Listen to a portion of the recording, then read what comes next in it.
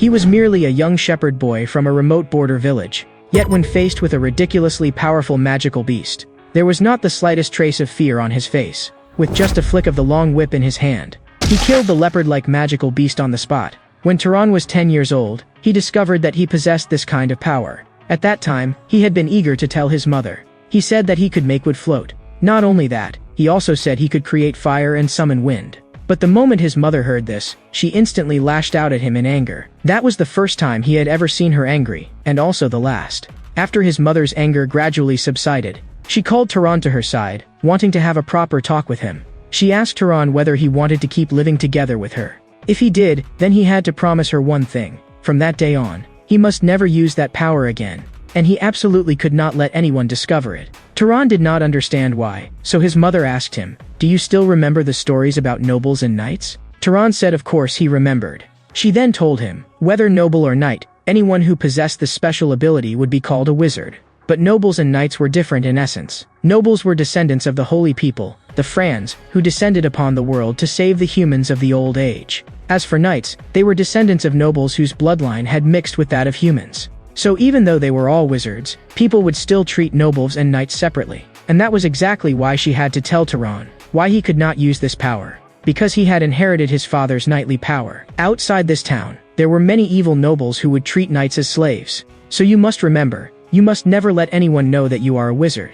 You can promise me that, right? From that day on, for a full 8 years, Turan kept the promise he had made to his mother. But one day, a young man from the village came running to tell the elder. A monster had recently appeared on the edge of the village. That monster was wrapped in pitch-black shadow from head to toe, like a leopard as large as a house. The villagers were all uneasy, but the village chief had already gone into the city to bring back a wizard. As long as the chief brought a wizard back, that monster would surely be subdued. After hearing this, the elder reminded them, "You all must be more careful. Without a wizard, it was almost impossible to kill a monster." The young man replied, "The villagers had already been warned, but not him yet." The elder froze for a moment. "Who is the him you mean?" The young man then told the elder. It was Turan, the shepherd living on Mount Hizaron. At that moment, Turan was lying on a lush green grassy slope, staring boredly at the pale blue sky.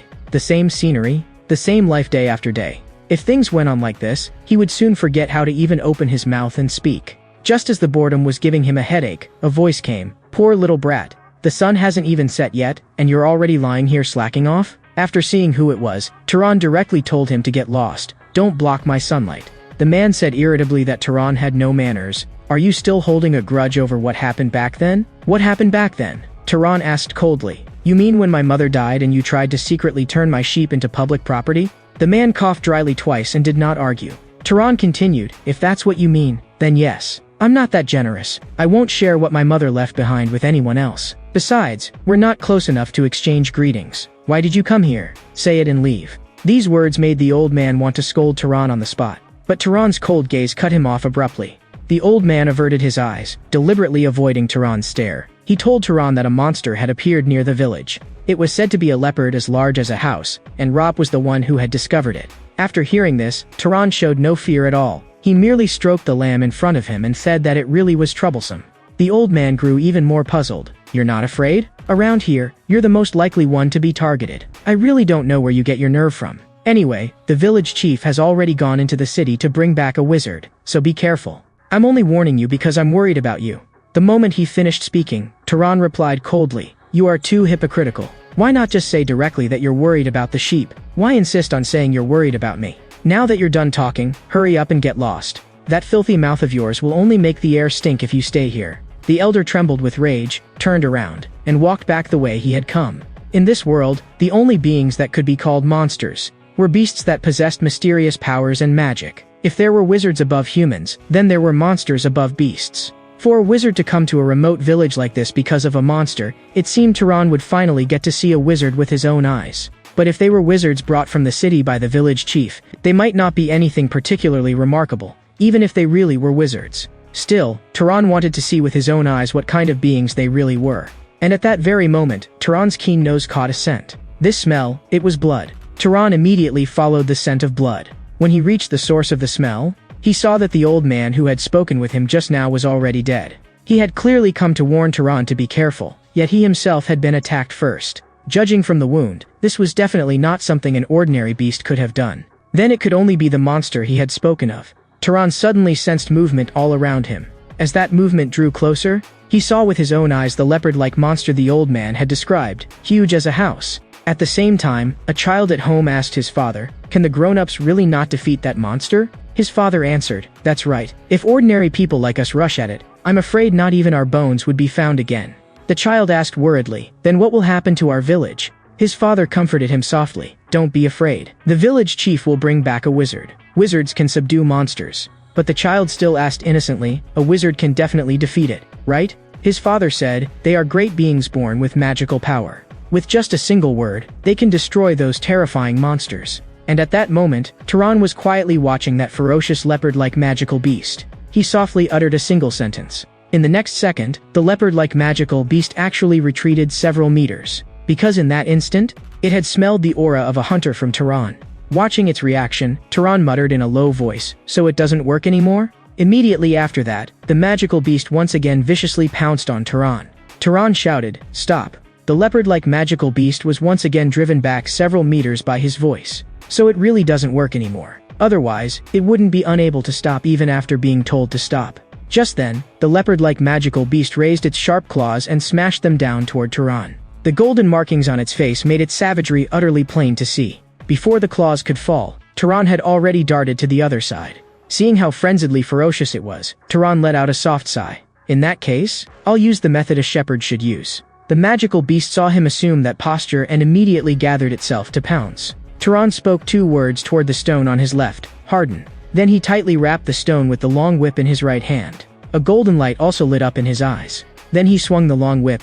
As he stepped forward, he spoke again, "Faster."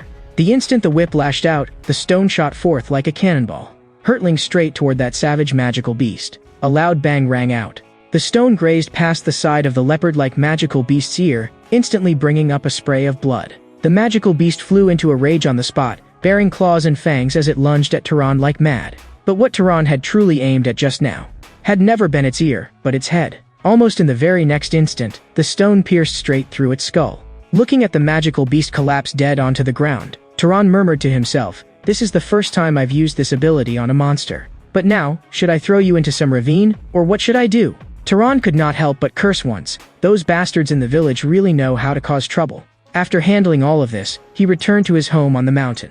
Because he had once promised his mother, he had never told anyone that he was a wizard, nor had he ever used that power in plain sight of everyone.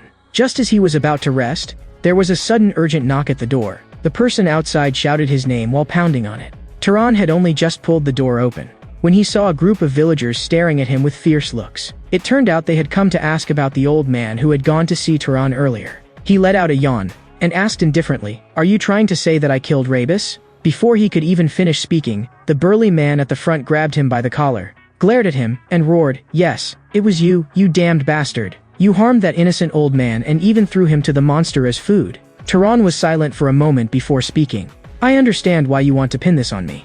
You're afraid of the monster and don't dare fight it, so all you know how to do is run. As a result, the oldest man in the village got dragged into it and died. You're afraid others will call you cowards, so you want to shift the blame onto me." The man grew even angrier after hearing this and raised his fist, about to knock Turan down hard. But Turan merely tilted slightly to one side and dodged it. To Turan, magic was the easiest way to solve things. As long as he strongly desired something, it would come true at the cost of consuming magic power. Turan softly uttered the word, "Fall," and someone in the crowd immediately crashed hard to the ground. To suppress them, there was actually no need for flames or any kind of direct attack. Just a little inconspicuous force was enough. It would not go so far as to kill anyone, but it could still pin them to the ground with absolute pressure. This was how, all these years, he had hidden the fact that he was a wizard. Looking at the people sprawled all over the ground, Turan let out a long sigh. If only you had used this energy at Braza's funeral. He then turned and asked the group of women beside them, "Did you come to fight too?" They hurriedly explained that they had not. They had only come to see him. Turan was silent for a while, then told them to take these people back. After dealing with all these annoying matters, he finally prepared to take off his clothes and rest. Turan knew very well that after that commotion just now, the village would definitely become even more chaotic. When he went down the mountain to trade, they would surely take the chance to extort him. But it did not matter. At worst, he would just beat them until they were willing to offer a fair price. Just then, a voice interrupted Turan's thoughts. Turan muttered under his breath, "Are those people crazy? They've come back to pick a fight again so soon." He yanked the door open, about to shout at them angrily. But to his surprise, the person standing outside was actually a middle-aged man. Turan frowned and asked who he was. The man paused for a moment and said, "Forgive my intrusion. I originally wanted to ask you for a favor during my journey, but it seems, this may not be a suitable time." When Turan learned that the man was a traveler, he fell silent for a moment. He then apologized, saying that he had just driven away a few unwelcome guests and had thought they had come back again. These formal expressions were all things his mother had once taught him, but because of that miserable village, he had almost never really spoken properly with anyone, which made him feel somewhat awkward. Looking at the man's outfit, Turan grew even more puzzled. Why would a traveler carrying a sword come to such a remote little town? He asked, "Are you looking for an inn?" The moment he said it, he heard the sound of the man's stomach growling. Turan let out a sigh, but still opened the door and let him in. After preparing a little food for him, Turan said that his household was poor and he had nothing much to offer. While gulping the food down, the man said this already counted as a feast. Then he asked Turan, "Have you never seen people from outside the village?" Turan replied, "That's right. I grew up on this mountain from childhood, living only by herding sheep, and there are rarely outsiders in this small town either." Those words made the man lift his eyes toward Turan, finding him very interesting. Because for a shepherd who had grown up here since childhood, Turan was far too familiar with proper manners. The man praised Turan's parents, saying they must have taught him well. Turan said that his mother had taught him all of that, but she had passed away a few years ago. Regretfully, the man made a gesture of prayer and said that having raised such a proud son as Turan, she must surely be proud in heaven. He then thanked Turan once again. Turan said he was only living in the way his mother had taught him, and then asked curiously, "Why did you come running to such a remote countryside place?" The man told Turan that someone had asked him to help, to deal with a leopard-like monster. The moment Turan heard those words, his whole body froze on the spot. He immediately pressed on, "You're the wizard the village chief mentioned, aren't you?" The other man admitted it straightforwardly. "I am that wizard. Now, may I ask you a question?" Turan did not hesitate and nodded at once. The man then asked. He had sensed that the monster was in this area, yet he had found no trace of it. Even stranger, although Turan clearly knew about the village chief and the monster, he remained calm and had not even fled. If that monster were going to attack a human, the first one it would target would definitely be you. Are you really not afraid? For a shepherd who has never left this little town, you're far too unusual and far too brave. So who exactly are you? Are you a wizard? Those words dragged Turan's memory back to the days when his mother was still alive. Back then, he had asked his mother, why must no one ever know that he was a wizard? His mother had told him, it was all because of those evil nobles. If nobles are compared to shepherds, then knights are like the dogs raised by shepherds. They may love you as if you were family, but when needed, they will sell you, or even sacrifice you. So I don't want you to live that kind of life. Turan, do you want to keep living like this with your mother forever? If you do, then remember this. Never let anyone know that you are a wizard, especially other wizards. Once they discover it, they will tear us apart, turn you into their sheepdog, and cast you aside whenever necessary. To keep from being recognized, you may even be forced to kill people. At that moment the man asked again, why aren't you saying anything? Did my joke just now go too far? After saying that, he scratched the back of his head awkwardly. Turan was silent for a moment, then apologized in a low voice, saying that he did not really understand humor. The man shook his head and said that he was the one who should apologize. Sorry, I shouldn't have joked like that just now. Turan forced out a slight smile and said it was his first time hearing a wizard make a joke, so he had not reacted right away. But the man said Turan's reaction had been so interesting that he could not help teasing him a little, though it really had gone a bit too far. After saying that, he held out his hand to Turan and said that after talking for so long, they still had not properly introduced themselves. It's a pleasure to meet you. I am the traveler Kane. Turan also reached out and shook his hand. My name is Turan. I'm a shepherd, and I'm 18 this year. Kane casually stated his age, 75. Turan froze for a moment and asked, you don't look that old. Kane said that wizards lived longer than ordinary people and also aged more slowly. Turan then asked him why he had become a traveler. Kane said that he had served the Albian family for 60 years, and later chose to leave, wanting to spend his later years wandering everywhere and living a rootless life. And so, the two exchanged their own stories. For the first time in Turan's life, he was chatting with someone this easily. Without realizing it, evening was already approaching. Kane stood up and said that he should be going. He reached out and placed a silver coin on the dining table, saying it was an Arab silver coin, one of the purest silver coins, and more than enough to pay for the meal. Turan also stood and thanked him. May your hunt go smoothly in every way. Cain walked to the door, then turned back and told Tehran that he would probably be staying here for the next few days, so he might come by again to mooch a few more meals. A few days later, as usual, Tehran drove the flock up to the hillside to graze, and once they had eaten and drunk their fill, he shouted, "Gather!" At once, the sheep all around raised their heads, and moved toward Tehran. Even now, Tehran was still immersed in yesterday's conversation, his mood unusually light. This was the first time he had met a wizard, and also the first time he had talked with someone so freely. Cain always spoke with easy humor, and his way of speaking and breadth of knowledge far surpassed the adults in the village. And over the past few days together, Tehran had also confirmed one thing: Cain really was a good man. In the past, Tehran had always believed that knights were nothing more than merciless towns trained by arrogant nobles. But Tehran did not know how to tell Cain that there was no longer any monster on Mount Hizaral. Meanwhile, Cain was searching the mountain forest for traces of the monster. What made him feel that something was wrong was that clear signs of battle remained here, yet he could not sense the slightest trace of its aura. Could that monster already have been hunted down? But who did it? Or did the village chief give the task to another wizard besides Tehran? He could not help letting out a sigh of relief. He did not care who had killed it, as long as this place was safe. That was what mattered most. But at that moment, Cain suddenly sensed something unusual, and he spun around sharply, looking behind him.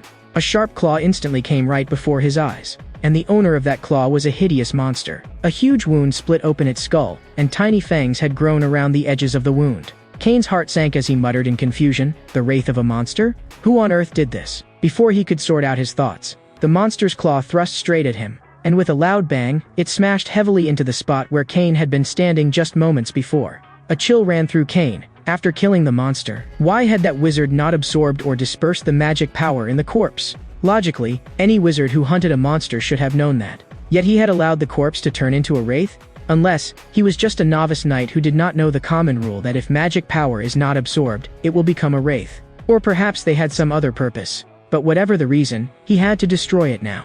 At once, a golden arrow condensed in Cain's palm, and shot straight toward the monster. But the moment the golden arrow touched the monster, it shattered directly into powder. Cain's pupils contracted. My magic is ineffective? Could its magic power be far above mine? In the next instant, the monster vanished from before Cain's eyes. Cain quickly swept his gaze around, trying to determine where it had gone. At that moment, a string of bubbles rose from his shadow. Immediately after, a grotesque claw suddenly shot out from beneath the shadow. At the very instant the claw was about to hit him, Cain barely reacted in time and narrowly dodged it. Lowering his head to look at the wound on his hand, he was shaken to the core. This was not a level that some mere knight could handle at all. At the very least, only a lower-ranking noble would stand a chance. He had never expected to encounter a monster wraith of this level in such a remote mountain village. Life truly was full of surprises. He lowered his head at once and made up his mind. He would not die like this. Even if he had to die, he would take it down with him. He forced all his magic power into his palm, preparing to pierce its vital point the instant the monster lunged. At the very moment the monster once again formed its claws, Cain was also about to unleash his strongest killing move. And just at that critical moment, a blue light suddenly flashed through the forest, and in the next second, it pierced straight through the monster's head. Cain stared at the scene before him in shock. The wraith that had been absurdly powerful just moments ago had simply collapsed like that. Then a voice sounded by his ear. "Are you all right?" When Cain saw that it was Tehran, he said in a low voice, "The shepherd is a wizard. That kind of joke really can get someone killed." "So Tehran, you really are a wizard?" As he reeled in the whip in his hand, Tehran calmly admitted it. Cain frowned and asked why he had not told him earlier. Seeing Tehran remain silent, Cain changed his words. "Then let me ask a different question. Why did you save me just now? You could have just walked away." Tehran muttered quietly, "Maybe, because I'm kind." He remembered that earlier conversation he had had with Cain. Back then, Tehran had asked Cain why he would go so far. With his abilities, earning much more money would have been effortless, so why had he still agreed to come hunt the monster for the village chief? Cain had smiled. Because they are pitiful people, living in such a remote place, without even basic protection. How could they not be pitiful? Hearing that, Tehran had replied, "But that's not your fault." Yet Cain had said, "Mages are born inheriting the power of the gods, so they ought to protect those who are unarmed." Of course, not all mages think that way, but in his view, every person ought to have their own beliefs and their own way of living. So Tehran repeated the words, "Every person ought to have their own beliefs and their own way of living." But at that moment, the wraith that had already collapsed suddenly sprang up again and lunged at them once more. After the two of them dodged the attack, Cain immediately made Tehran understand clearly, this monster's level was not something they could confront head-on. Unless one was a noble, no one could face it directly. He told Tehran to notify the village chief and evacuate the villagers at once. As for himself, he would stay here and hold it off. He knew he was overreaching, and he had no idea how long he could last, but he still chose to stand his ground. Tehran said only one thing, "It's all right." After saying that, he activated the magic power within him. Watching Tehran's movements, Cain was shaken. So that strike just now had not even been his full strength? A young knight hidden away in the mountains could actually hunt a wight that even nobles had to treat with caution? This was the judgment of the old knight Cain at that moment. Because what he saw before him was neither the bluff of a mountain boy nor the reckless impulse of a fugitive knight. What entered his sight at that moment might well become the beginning of something that would overturn the world of wizards. The stones on the ground around them slowly rose into the air under Tehran's control. At that moment, Tehran wanted to confirm only one thing. Where exactly was his limit? Cain beside him no longer hesitated either. He said he could not let Tehran fight alone. No matter how great his talent, that thing was extremely difficult to deal with. They had to join forces if they wanted any chance of winning. But with a loud bang, Cain realized that he would only get in the way. He had not even had time to react to that last move. Realizing that he could not help, Cain made an important decision. To let Tehran's talent fully bloom at this very moment. While Tehran kept dodging the wraith's attacks, Cain shouted, "A wraith can't be killed by physical attacks." Tehran immediately pressed, "Then what should I use?" Cain answered, "Fire, or lightning." No sooner had he spoken than Tehran formed a mass of flame on the wraith's body, but the fire failed to stir even the slightest effect. Tehran said in a low voice, "This is completely useless." Only then did Cain realize that Tehran did not even understand the most basic common knowledge of wizards. At that moment, a terrifying suspicion flashed through Cain's mind. Could this wraith have been left behind after Tehran killed the monster? If so, that would mean Tehran had never absorbed any magic power in his entire life. Cain immediately told Tehran, "Don't let the fire cling to its body first. Compress the flames into a ball, then shoot it out." In the next second, a small fireball formed in Tehran's palm. Tehran raised his hand and pointed toward the sky, and the small fireball suddenly began spinning faster. Then he stepped forward with his left foot, and hurled the fireball fiercely at the monster with his right hand. With a bang, the wraith's entire body instantly burst into roaring flames. From not far away, Cain immediately shouted, "Don't relax, keep pouring in magic power, and burn this wraith until not a trace of it remains." Tehran did as he said, letting the blazing fire continue devouring its form. Watching this, Cain finally let out a breath of relief. They had won. That powerful wraith, one that required at least noble-level strength to contend with, had been dealt with just like that, and it had been done by a shepherd boy from a remote mountain village. Cain then urged Tehran, "If you don't want to encounter another wraith, absorb its magic power at once." Hearing that, Tehran asked him how to do it. Cain said, "Stand in front of the corpse and imagine pulling something into your body." Tehran slowly closed his eyes and imagined it as Cain instructed. Strands of green light rose from the monster's remains, and flowed into Tehran's palm.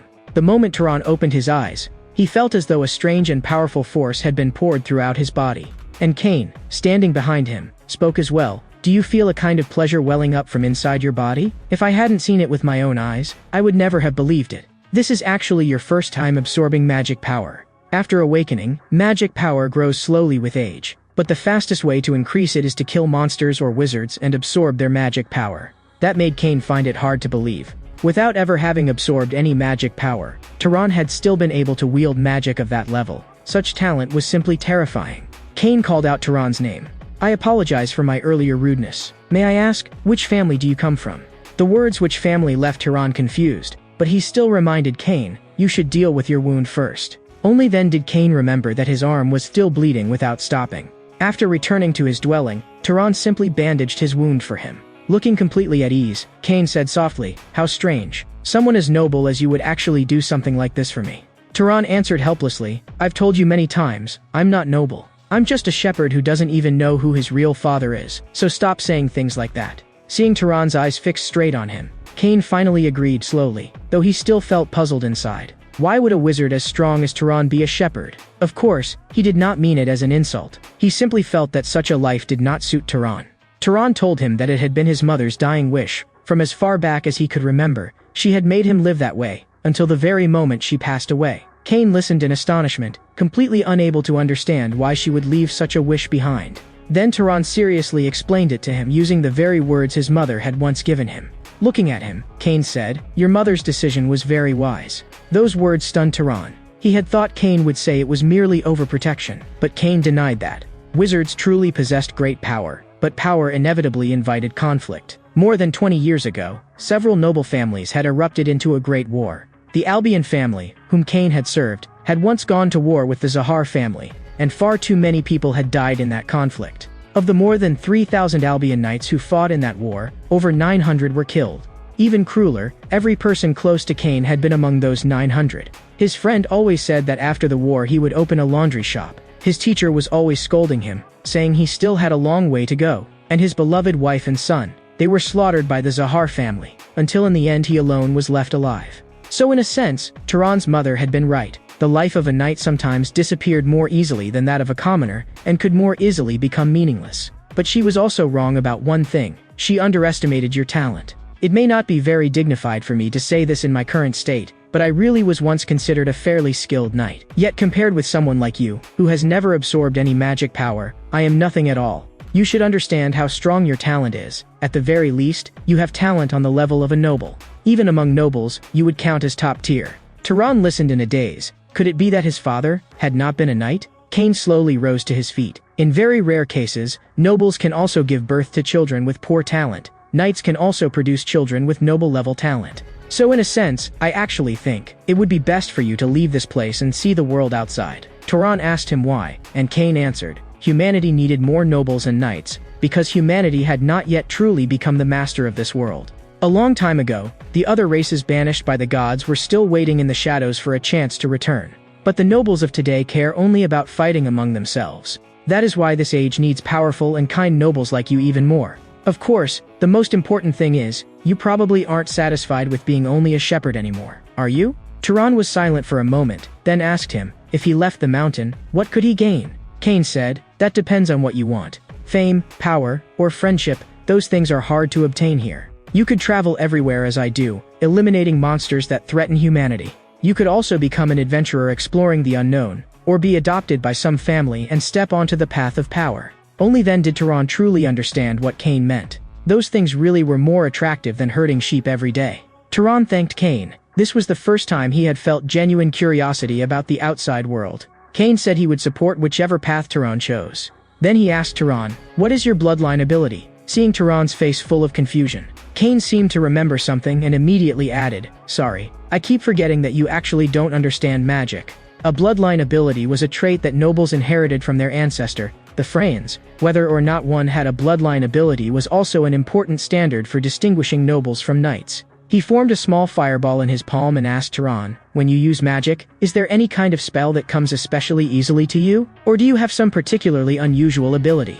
After hearing that, Turan began sorting through the possibilities Cain had mentioned in his mind. Then he told Cain that his sense of smell was very sharp, and that he was especially accurate at throwing stones. Cain said that if his sense of smell was abnormally strong, then it was very likely a bloodline ability. Skill with projectile weapons was one of the Albian family's specialties, but that was actually considered a very common talent. Cain continued asking for more specific details, but after Turan finished explaining them, he saw Cain's expression darken at once. What is it? Cain said quietly that he might know which family Turan's bloodline was closest to. It was a powerful family, known as pursuers, and also as hunters, Zahar. It was also the same family that had once slaughtered the Albian family in war. Those words left Turan frozen on the spot. He had never imagined that his family was actually Zahar, the very family that had killed all of Cain's loved ones. For a moment, Turan did not know what he should say to Cain. Should he apologize? But those acts had been committed by relatives he had never even met. To him, they were almost the crimes of strangers. Cain suddenly spoke. Turan, you don't need to make that kind of face. You did not personally take part in that war. Turan understood what Cain meant, yet still did not know how to respond. Cain put on his usual restrained smile again and said that this was the predicament of adults. If people always wanted to wash blood with blood and repay hatred with hatred, then conflict would never end. Turan asked Cain, then regarding his wanting to go down the mountain, did Cain feel no regret? Cain patted Turan on the shoulder and said, if you go down the mountain and pursue power, then in the end you will very likely join the Zahar family. Someone with your talent is bound to attract attention. But I trust your character. You saved me and even exposed the identity you had meant to hide all your life. So I believe that if you enter Zahar, and even rise to a high position, then perhaps you could instead prevent the next terrible war. But you do not need to force yourself to decide right now, and you still have not decided to join Zahar. At that moment, Turan said that he thought he might have made up his mind, and that he wanted to try going down the mountain. But not yet, he would leave after Kane's injury had improved somewhat. Kane said it was only a scratch, but he did not refuse Tehran's kindness. From that day on, Kane taught Tehran the basics of magic every day. To cast magic, one first had to possess magic power. Magic power was the key that opened magic, but keys also had types, and whatever kind of magic one wanted to use had to be matched with the proper kind of magic power. Tehran asked what the standard for matching was, and Kane explained. It is mainly determined by three things: bloodline, affinity, and causality. The first is bloodline. It depends on the blood you are born with, and this applies to most nobles who are not knights. For example, it would be difficult for you to heal my wound. But for someone of the Southern Levista bloodline, even without training, it would be easy. That is the power brought by bloodline. After hearing that, Tehran asked at once, then what about the second one, affinity? Kane stood up and said that affinity could be understood as proficiency. As for the last one, and the most important one, causality, even Kane himself did not fully understand it. If you tried to use magic power directly to kill me, what would happen? Tehran said probably some light would appear over his head, and then nothing would happen. Kane placed his palm on a cup and said that this was exactly what it meant to lack causality. When the result you want has no corresponding cause, or the goal you want to achieve is too difficult, this kind of thing happens. These explanations made Tehran understand many things at once, and he told Kane that he thought he roughly understood what causality was. If Tehran wanted to kill Kane, then rather than spending magic power to wish for death, it would be better to provide a concrete cause, such as burning Kane to death with fire. Kane could not help praising him. To learn causality this quickly, such talent was well suited to becoming a scholar. Then Tehran asked, if he could control ordinary animals freely, what conditions would be needed to control magical beasts? And so, they kept discussing and reasoning things through. Tehran had never expected learning magic to be so difficult. An outstanding wizard not only had to know how to use magic power, but also had to understand the principles behind it, and know when to use it and how to use it. Remembering something, Tehran asked Kane again, did the Zahar bloodline also have special magic? Kane did not hesitate, and directly said that it specialized in stealth and tracking. Then told Tehran to try it right away. Tehran closed his eyes and imagined inwardly, as if suppressing even his breathing, not being seen, making no sound, and leaving no detectable scent. In the next second, Tehran's figure began to fade, and vanished from before Kane's eyes on the spot. Kane spoke to confirm it. You succeeded. I can't see you now. After a while, Tehran's figure gradually reappeared. Kane could not help murmuring, this ability is still just as dreaded. During the war, it was what Albian knights feared most. It is indeed powerful, but remember, it is not invincible. Now, I will teach you some ways to train your magic. Tehran, however, asked him, why are you teaching so much to a wizard from an enemy family? Kane said it was because Tehran had saved his life and treated his wounds. Most importantly, Kane trusted Tehran's character. Not long after, when the village chief learned that Tehran was going to sell off his flock and leave the village, he was stunned. He questioned Tehran. Why had he made such a decision on his own without discussing it with them? If Tehran left, who would herd the sheep in the future? Tehran replied directly, they could just find another shepherd themselves. What did it have to do with the village if he was dealing with his own property? In any case, I will only accept a fair price. If you refuse to buy, then I will release all the sheep and leave. You can go catch them yourselves, but I guarantee that it will be a lot of trouble. The village chief knew very well that Tehran was the sort of person who always did exactly what he said. If he truly enraged him, the village would gain nothing from it. So in the end he still took out the money. After everything was settled, Tehran prepared to leave this place together with Kane. On the road, Tehran asked Kane, don't those villagers still owe you payment? If you want, I can go get it back for you. But Kane said that he had not planned to take any payment in the first place, not to mention that the one who killed the magical beast had not been him, but Tehran. We'll part here. Sorry, but I refuse to travel with you. I'm more used to going alone. Looking at him, Tehran said, it's all right. I should be the one thanking you for your guidance instead. Kane smiled warmly and told Tehran to take care on the journey. Tehran also told him to take care, and said he hoped they would meet again someday. And so, the boy kept watching Kane's departing figure as he went farther and farther away. Only much later did he understand why he had respected the old knight so deeply. Even though his mother had never failed to give him love, deep in the boy's heart, he had still longed for someone who could appear like a father. A few days after parting with Kane, Tehran, traveling alone, entered a desolate wasteland. The air was full of fine sand, and his field of vision was being swallowed away bit by bit. At that moment, Tehran saw a group of peddlers traveling from village to village, so he decided to go over and ask for directions. He walked up and asked directly, how do I get to the nearest city? The old man at the front told him, if he kept following the road they had come from, he would reach a city called Murray. After memorizing the direction, Tehran thanked him. But before he had even taken 2 steps away, the group called out to stop him. You think you can just leave after asking for directions? Don't you plan to give us something in return? As soon as those words fell, several of them drew their swords at the same time, forcing Tehran to put down the bulging pack on his back. Tehran frowned. Are you robbing me? The leader sneered. Robbing you? Yes. This is the wasteland. Nobody cares if a few people die here. We're still willing to talk nicely for now, so take off the bag. Don't force us to kill you first and strip it off afterward. That would be more troublesome and bloodier. Tehran's eyes instantly turned cold. He remembered the magical principles Cain had taught him, and instead showed a faint smile. You want to use me for practice? Those words brought out a burst of laughter. Listen to this lunatic. He really thinks he's some wizard. Tehran raised his palm, and the moment he uttered the word wind, several bodies were lifted straight into the air. Tehran thought to himself, Cain was right, giving magic a clear cause could greatly reduce consumption. With just a little magic power, he could create such powerful wind pressure. He then uncorked his water skin and drew the water out with magic, forcibly enlarging, compressing, and solidifying it into a mass. In the next second, several ice spikes formed around Tehran. The bandits' faces turned pale with terror when they saw this. But before they could even flee, the ice spikes had already pierced their bodies. Just as Tehran was about to keep attacking, the bandit leader hurriedly begged for mercy, saying they had not known Tehran was a wizard and pleading for him to spare their lives. But before he had even finished speaking, one of his accomplices, clutching a weapon, launched a sneak attack on Tehran from the side. Tehran lightly raised his right foot, then stomped down hard, and several earthen spikes shot up instantly from the ground, piercing straight through their bodies. The bandit leader stared in utter shock. How was this possible? And just like that, it was over? Tehran told him he had a question to ask. Because of the one-sided crushing defeat he had just witnessed, the bandit leader no longer had any will to resist. He simply dropped to his knees and said he would answer anything. Why did you attack me for no reason at all? Did it never occur to you that someone traveling alone might also be a wizard like me? The bandit leader answered at once, because Tehran had lowered his head. They had treated him so rudely, yet he had lowered his head to thank them, so they had assumed he was just an ordinary person. After hearing that, Tehran thanked him as well, because it had taught him something very important.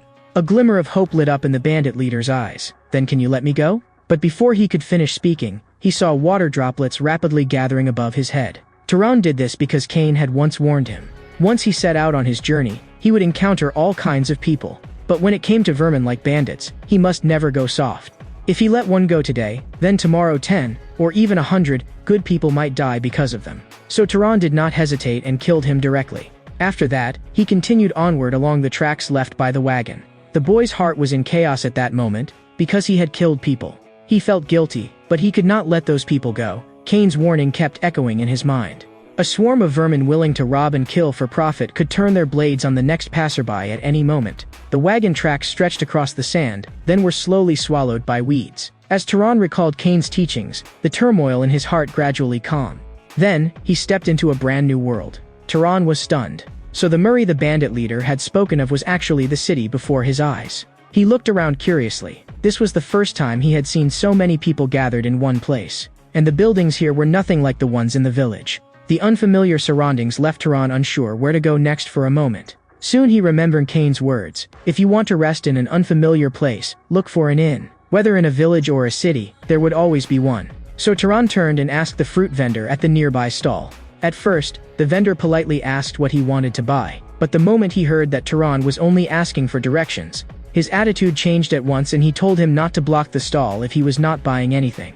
Tehran did not understand it at all. Why be so rude? Did the city have a rule that you had to buy fruit before asking a question? So Tehran pointed at an apple nearby and asked, how much is this? Only when he saw Tehran take out coins did the vendor's tone soften. You look like an outsider. What do you want to ask? Tehran placed a silver coin in his hand and asked where he could find an inn. The man said to go straight along the road behind the cloak shop, then turn left, and he would see a building with a blue roof, which was the largest inn in the city. Tehran entered the inn and met one of the staff there, Lena, who welcomed him with a smile. Tehran asked how much it cost to stay one night. Lena clasped her hands together and said brightly, 16 dublins. After confirming the price, Tehran paid. Then he asked her whether there were any monster bounties nearby. He asked this because he needed to hunt monsters and absorb magic power, and Cain had also told him that taking bounties not only made one stronger, but also earned money. Seeing Lena remain silent, Tehran asked again. But Lena calmly said, Sir, there is nothing in this world for free. Tehran immediately handed her a few more coins. Only then did Lena tell him, if he wanted to take bounties, he should go to City Hall. That place handled all kinds of public affairs, and the staff there were all employed by the city lord. But the sun has already set, so it's probably closed by now. If you want to take monster bounties, go tomorrow. Lena then asked curiously, are you a monster hunter too? But Taran had no idea what monster hunter meant. So Lena explained, some people say that ordinary people can become wizards as long as they kill monsters. Are you trying to become a wizard too? Though most of that is probably just a lie. At that moment, a hand rested on Taran's shoulder. A man spoke. The rumor was not false. Becoming a wizard by killing monsters was absolutely real, and he had seen it with his own eyes. Lena looked at him in surprise. Midden, you're actually still alive? Midden answered, didn't I say so? Until I become a wizard, I won't die. Taran brushed his hand aside and asked directly, if an ordinary person kills a monster, can he really become a wizard? Midden told him, for a wizard to grow stronger, he had to kill monsters. Likewise, if ordinary people killed monsters, they too could become wizards. And the four of them were hunting monsters for exactly that reason, to become powerful wizards. Taran pressed further, had anyone succeeded yet? Midden scoffed. How could that be possible? In this city, only the lord and his 3 subordinates were wizards. And besides, you say you want to hunt monsters? With equipment like that on you? That's way too shabby. Taran did not argue, because what the man said was indeed true. The only weapon he had that looked halfway decent was a slingshot, and at most it could only hit something about the size of an egg. Even so, Midden still invited him, saying their team was short one shooter. If Taran was willing, he could go hunting with them. But Taran refused directly, because he had no reason at all to have to go with them. After lying down on the bed, Taran thought back on the day's experiences. The outside world really was chaotic. Even now, he still could not quite believe that he had already left the village. And perhaps because of that, he felt even more curious about what would come next. Just then, he heard a knock outside the door. Taran sat up on the bed and asked, who is it? Before parting, Cain had reminded him that even while staying at an inn, he must never let down his guard. A city was not absolutely safe either. So Cain had repeatedly warned Taran to act carefully. Not daring to be careless, Taran secretly gathered magic power in his left hand and reached for the door with his right. The moment the door opened, he saw that the person outside was actually Lena from earlier that day. Lena asked whether he had gone to sleep yet, saying that she was worried the room was cold and wanted to come help him warm himself up. Taran frowned and asked what she meant by that. Lena said directly that she meant exactly what she said. As long as he paid a little extra, she was willing to do anything. But Taran said, what if he did not want anything at all? Lena did not believe him, telling him not to pretend. She could tell just by looking at his face. But when she looked up and met Taran's eyes, she found him calm and rigid, as steady as stone. She froze on the spot. This too had been one of Cain's warnings. When dealing with women like those in inns, one had to remain cautious at all times. Because many people carried diseases. A wizard's body was strong, so he might not suffer much himself. But once infected, if he then went to another girl, he would end up harming others. So Cain had repeatedly reminded Taran, do not let desire drive you into doing something you would regret. This made Taran feel that surviving in a big city really was not easy. Whether it was the fruit stall or Lena, everyone was like this. Even a single sentence, even a piece of information, had to be priced first. The rules here were as cold as iron. Taran keenly heard voices coming from the stairway. Someone asked Midden, boss, why did you want to bring that kid along earlier? Honestly, he doesn't look like he'd be of any help. Another person chimed in, that guy's pretty arrogant too. We'd be better off using him as bait for monsters. But Midden said, he reminds me of myself when I was young. I heard he wants to hunt monsters with that kind of weapon, so I'm a little worried. There's not much I can do, but at the very least, let him live a little longer. Hearing those words from the bed, something stirred in Taran's heart. Perhaps this city was not made up only of cold and ruthless people. The next day, following the directions Lena had given him, Taran arrived at City Hall. The clerk responsible for registration looked up as he approached and asked, what do you need? Taran stated his purpose directly. He wanted to hunt monsters and take on a bounty. In truth, Cain had already warned him. This world would not show kindness to anyone for no reason, nor did it need to. If you wanted people to treat you well, show them that you were a wizard. Ordinary people would naturally bow their heads. When the city hall worker handed the bounty notice to Taran, he casually added, your life matters more than anything. Just take a look, bring it back after you're done. Even though Taran read it very carefully, the worker still did not think he could really kill a monster, but he still reminded him, if he truly did kill it, then he had to bring the corpse back to the city. Because if a wizard did not disperse the remaining magic power, the corpse would become a wraith. According to city law, killing a monster and then leaving the corpse outside without dealing with it would be punished by execution under the highest penalty. Actually, even without being told, Taran understood how terrifying wraiths were. There was no way he would make the same mistake again. Still, Tehran asked in confusion, weren't knights supposed to hunt monsters? The man gave a helpless sneer. Do you think knights have nothing better to do? Knights have to maintain order inside the city. As for those monsters outside the city, that's for bastards like you to deal with. Watching Tehran's figure slowly walk away, he muttered under his breath, he's gone? Looks like there'll be another corpse outside the city. Not long afterward, Tehran brought the monster from the bounty straight back. The worker looked utterly incredulous. Impossible, how could this happen? How did you bring it back so quickly? Did you really kill this by yourself? Tehran nodded calmly, then asked how he was supposed to collect the reward. Another clerk immediately ran to the counter, took out the reward money for the three-legged crow, and stuffed it into Tehran's hand. But even after paying him, they still stared at the nearly intact monster corpse, their eyes full of disbelief. When they saw that Tehran had not left, they instead wondered why he was still standing there. So Tehran asked whether there were any other monster bounties. They stared at him in shock. You still want to keep hunting?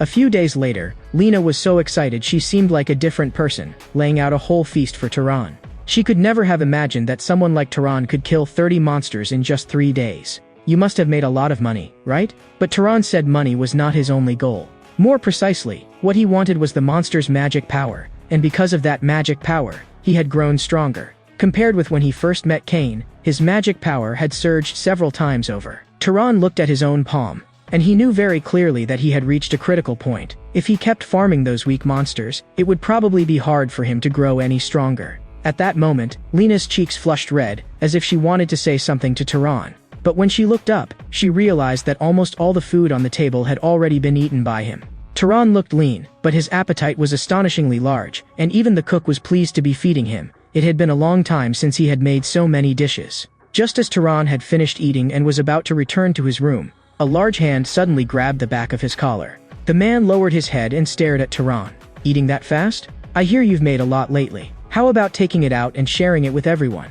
Before he had even finished speaking, Tehran raised his hand and struck him across the face with a chop of his palm. The man screamed on the spot. Tehran stared at them. Didn't you want money? Then come and take it. Another man swung a fist at Tehran and cursed him for getting carried away. Tehran twisted aside to dodge it, then answered with a heavy punch that drove the man backward. The first man was completely enraged and grabbed a stool, about to smash Tehran flat with it. But before the stool could come down, Tehran reached out and blocked it firmly. Then Tehran made a flicking motion with his left hand, and with a single flick to the forehead, he sent both the stool and the man flying away together. At that very moment, Lena shrieked, "No fighting in the inn."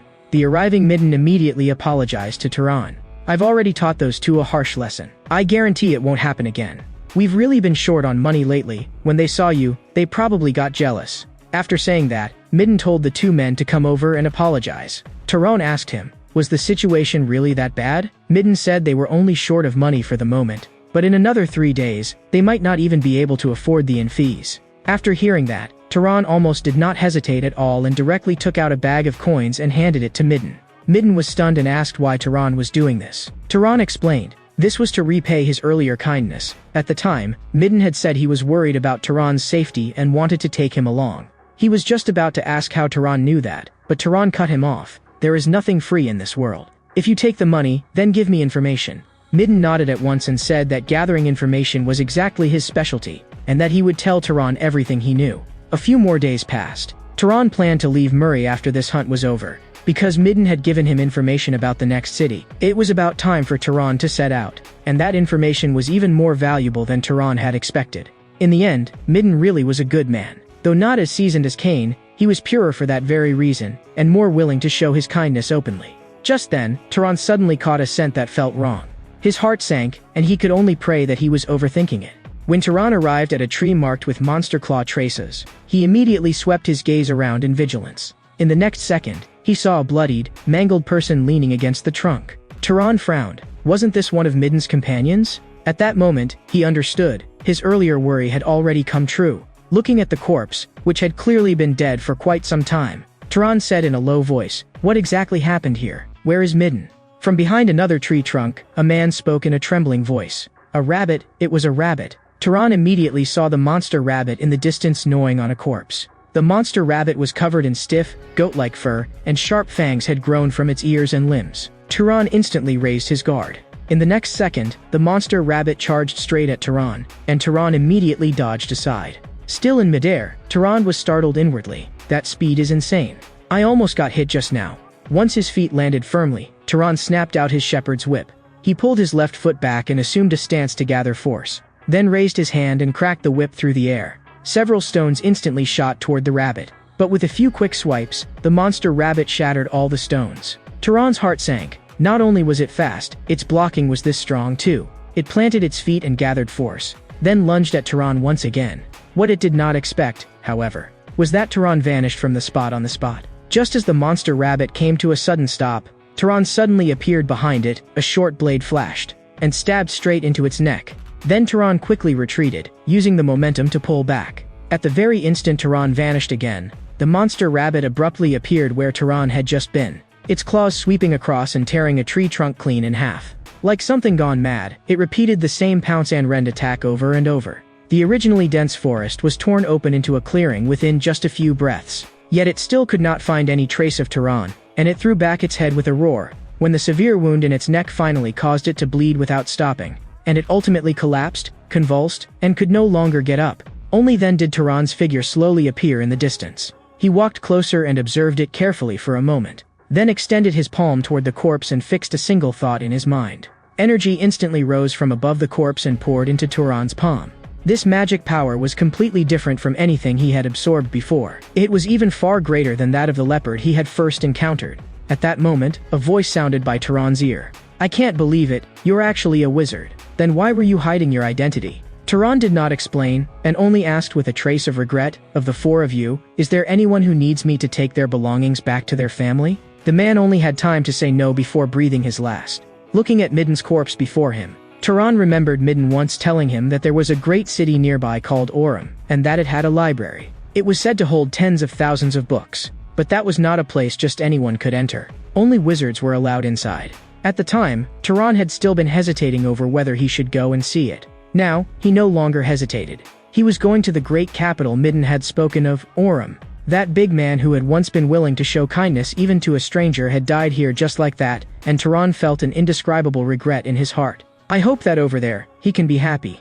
Having arrived in a new place, Turan stood in line to enter the city. Once, Turan had thought that a small city like Murray was already astonishing enough, but now, the city before him left him utterly speechless. This was the great capital, Orum.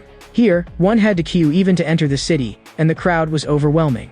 He looked toward the guards at the gate, who were checking wanted posters one by one. Turan's heart sank. As expected of the great capital, even its rules felt suffocating. But when it was finally Turan's turn, the guard raised a hand and stopped him. Frowning, the guard said he had never seen clothes this filthy, and told Turan to clean himself up before entering the city. After quite a while, Turan finally entered Orum, and also found the library Midden had mentioned. The magnificent building before him made Turan instinctively wonder, was this thing built with magic? He saw the guard at the main entrance, so he went up and explained that he wanted to go inside, but the guard coldly replied that this was a library only wizards could enter. Turan immediately explained that he himself was a wizard. But the guard did not believe him at all, and sternly demanded, "How could someone like you possibly be a wizard? If you dare impersonate a wizard, I absolutely won't let you off." As soon as the words fell, a mass of red magic power rose in his palm. Turan merely lifted his gaze, and an even stronger pressure spread directly from his body. The guard's face turned deathly pale in an instant, and in the next second he collapsed to the ground, while another guard beside him hurriedly asked what was wrong. Only then did that guard realize that the person before him was no ordinary wizard. This was noble level, perhaps even higher. Terrified, he got to his feet and immediately bowed respectfully. "I am a knight of the Kenuada's family. May I ask which family your excellency comes from?" Turan asked in return, "If I don't state my family, am I not allowed in?" The other man hurriedly said that was unnecessary, but to use the library, he still needed permission from the master of Voltas. But what Turan had not expected was this. What had sounded like a simple process when called permission turned out, in practice, to be far beyond anything he had imagined. Unused to being attended to, he could not help turning to them and saying, "You can stop now. I can wash myself." The maids, however, trembled in fear and said that if they failed to serve him properly, they would be severely punished. Turan could only nod awkwardly in agreement. Before long, the maids who had been attending him revealed stunned expressions. Turan asked them, "Is there something on my face?" They hurriedly explained, "It is because Milord is too handsome. We lost ourselves for a moment. Please forgive us." Turan did not put on airs, and immediately told them not to mind it. Just then, a door in the distance opened, and two figures walked toward Turan. The petite girl in front looked him up and down and said, "So you're the guest who looked like a beggar? Now that you've cleaned up, you really do look a bit like a prince." Tehran introduced himself first. Hearing that, the other party gave her own name as well, Angela. Angela then asked which family Tehran came from, but Tehran said that for personal reasons, it was inconvenient for him to reveal it. A trace of regret flashed through her eyes, and she thought, so he was hiding his identity? Then she might as well make a little joke of it. In the next second, a powerful surge of magic power burst from her body. She simply wanted to test just how deep Tehran's magic power really ran. But almost in that very instant, an equally matched force rose from around Tehran as well. Angela's guard immediately stepped in front of the maids, as though facing a great enemy. When both auras withdrew at the same time, Tehran let out a helpless sigh. But Angela let out a short cry of surprise. She could hardly believe it, even after a long moment. Her hand was still trembling. Angela then smiled and stared at Tehran as she asked, "Will you marry me?" Tehran froze on the spot. With blatant mischief in her expression, Angela added, "Just kidding. Why are you making that face?" The guard beside her looked deeply helpless. But she still tossed out one more line, telling Tehran to seriously consider it, since the place beside her was still empty. After saying that, she turned and left. As her figure went farther and farther away, Tehran slowly lowered his eyes. His hand, too, was trembling slightly.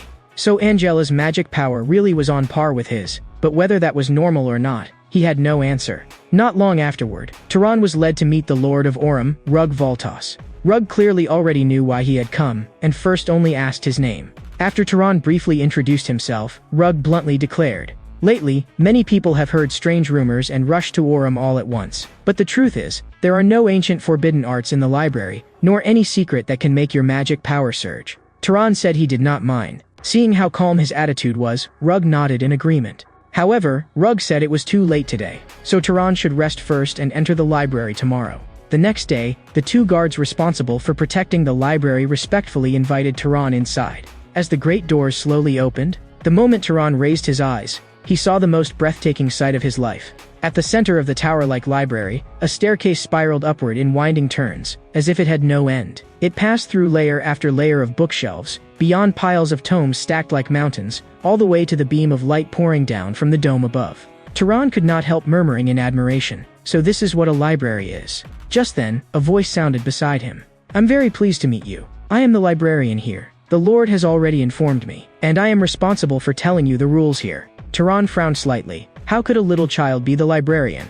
She continued anyway, saying the rules were simple, only two. First, if anything is damaged, you must pay for it at full value. Second, no books may be borrowed out. So while you are in the library, I will be watching you the whole time. Seeing how serious her tone was, Tehran agreed without hesitation. "But when I'm reading, could you stand a little farther away? I'll feel uncomfortable. Also, since you're the librarian, you must have read all the books here, right?" She immediately replied with confidence, "Finding books is my specialty. Whatever you want, you can ask me." "So what kind of book do you want? Romance? History? Or are you too young and looking for something erotic?" Tehran was silent for a moment, then told her that he wanted to start with the most basic knowledge of the world. Not long afterward, she brought Tehran a large pile of books. She said that many of these books were several hundred years old, and she was not sure whether they were the most suitable, but this batch should be of some help. Tehran thanked her, then casually pulled one book from the pile.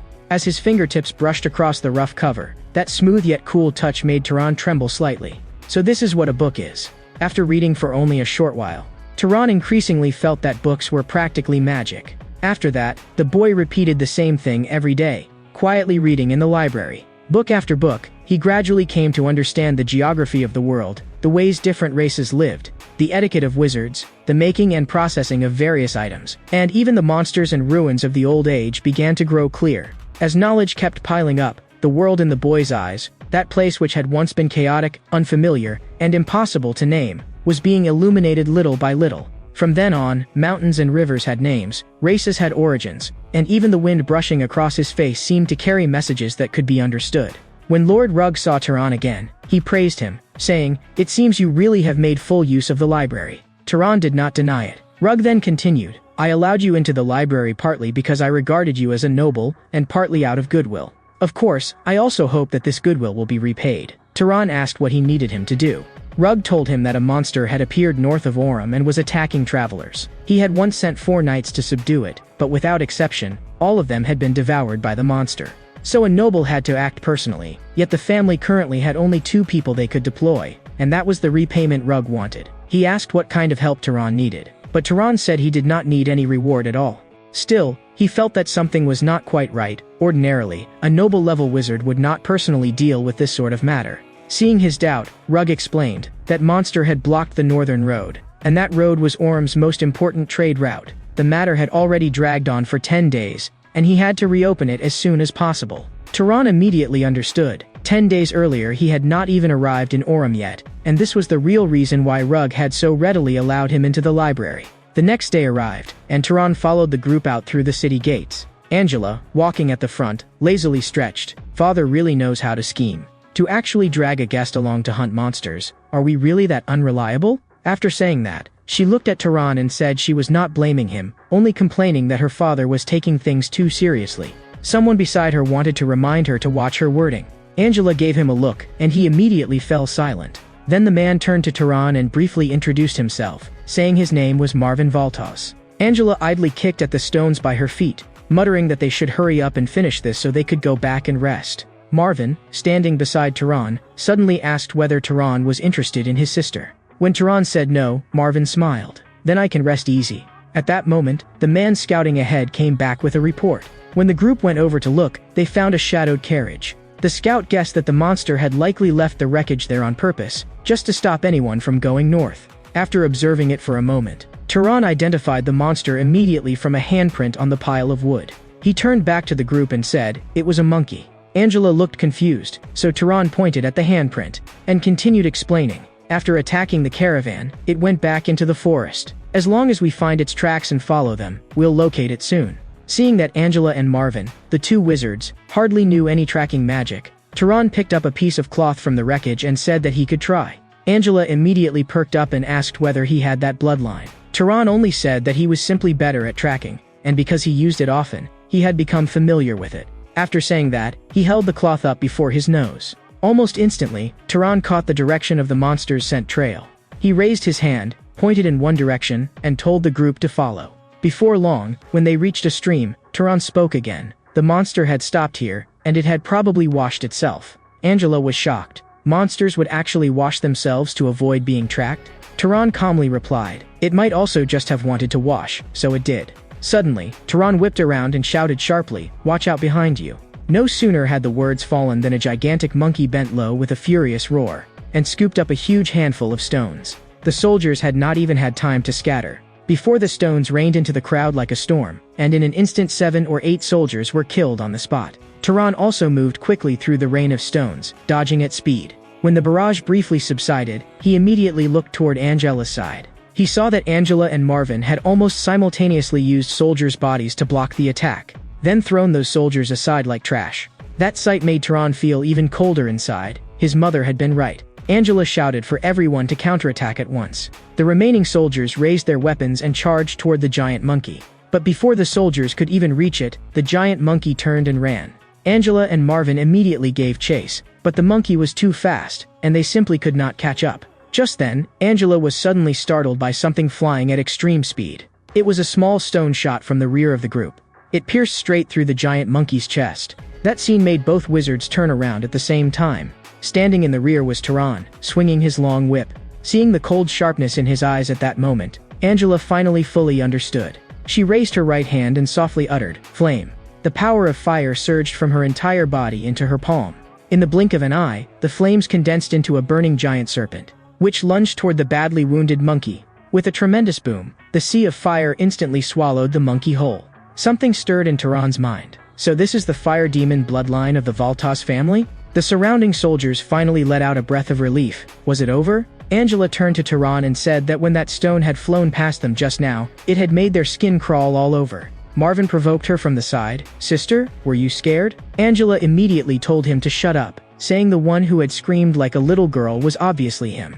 The soldiers also began resting on the spot. Just now, that round of bombardment had injured them badly, and some had even had an entire arm smashed off. Looking at that miserable scene, Tehran thought, this time, they had been lucky that there had not been even greater casualties. The only ones truly dead were the two soldiers Angela and Marvin had used as shields. Thinking of that, Tehran looked at them once more. The bodies of wizards are far stronger than those of ordinary soldiers, yet they can still use the weak as shields without a second thought. Is this what Mother kept warning me about? Marvin seemed to notice his gaze and asked what was wrong. Turan only said it was nothing.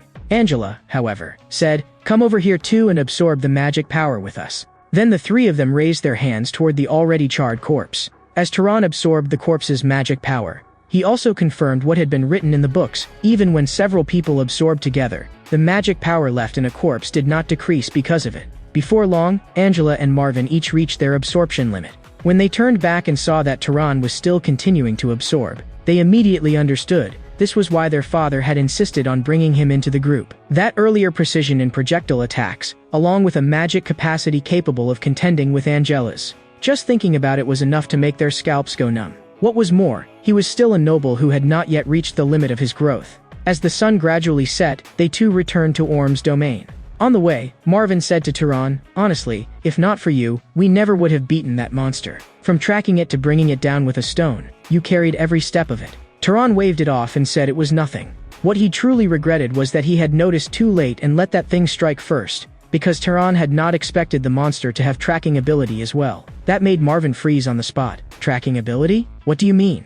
So Turan explained, the awakened abilities of monsters could often be inferred from their outward features. The monkey they had killed had exaggeratedly large hands and red eyes, which were completely different from its original form, so it had most likely awakened the abilities of powerful throwing, as well as long-distance sight or seeing through the forest. Marvin listened in a daze. He could not believe that Turan had thought through all of this in such a short time. Turan, however, said that he had only looked up a book about monsters in the library. That left both of them stunned. Who would ever go to a stifling place like the library? Angela had gone once herself, out of curiosity, but the books had been too obscure, and she had left before even finishing half a volume. So Turan advised them, next time you have the chance, ask the librarian. Maybe she can find something easier for you to read. But the term librarian made Angela look puzzled. She touched her chin and thought for a moment, then asked Turan, was there really such a person in the library? After that, Turan returned to the library once again.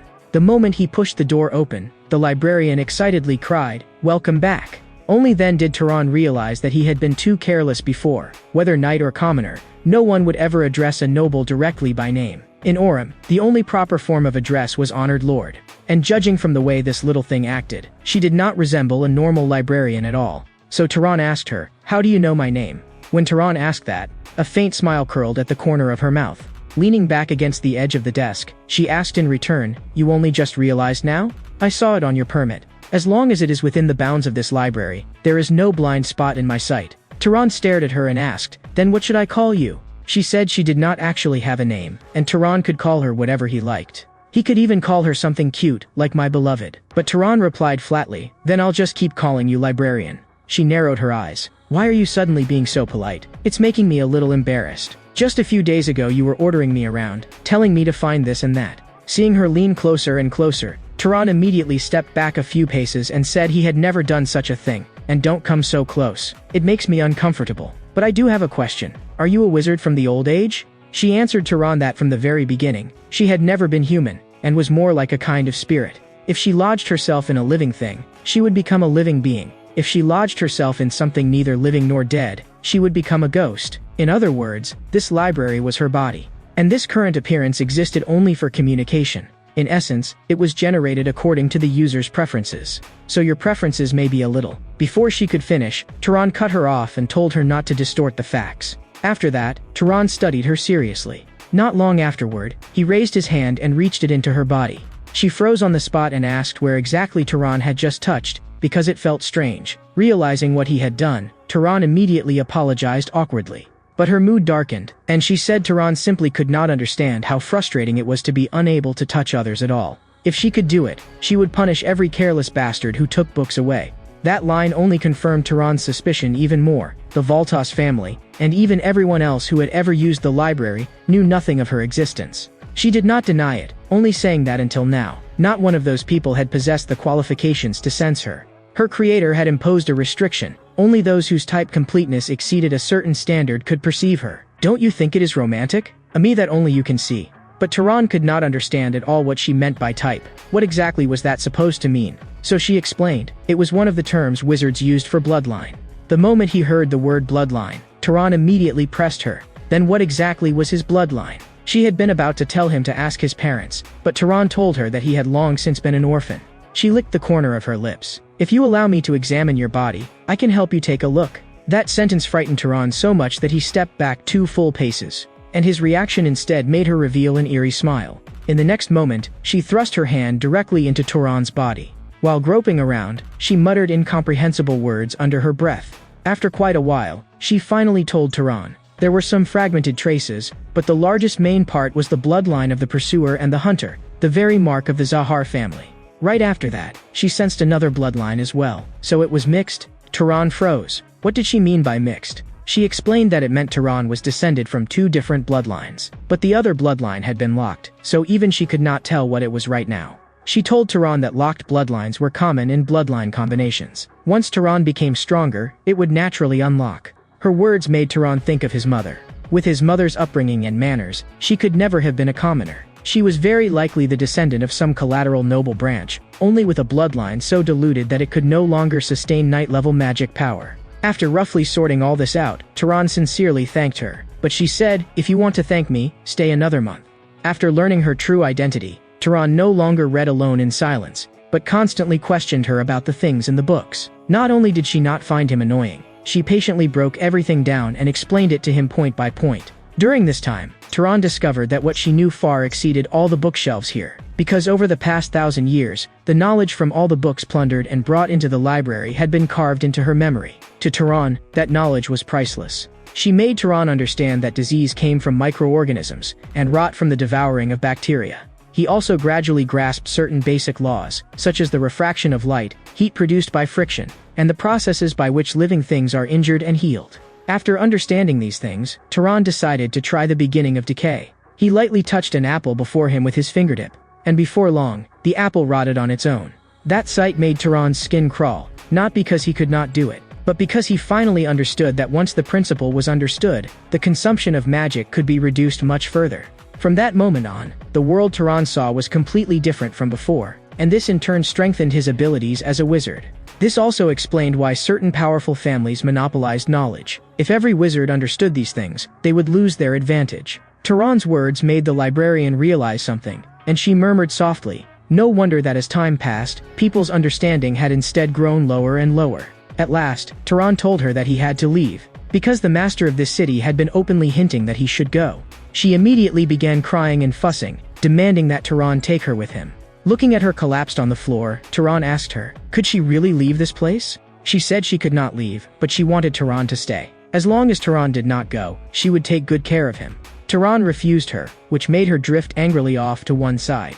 In the end, she reminded Tehran that there were still many divine ruins on this land, and told him to visit them from time to time. Perhaps he might encounter a spirit who knew even more than she did. Tehran pushed open the library doors and turned back to tell her that he would come back again. Without turning around, she only tossed out one line. Come if you want, and if you don't, then don't. Tehran turned and told her not to worry. There were still far too many books he had not finished reading.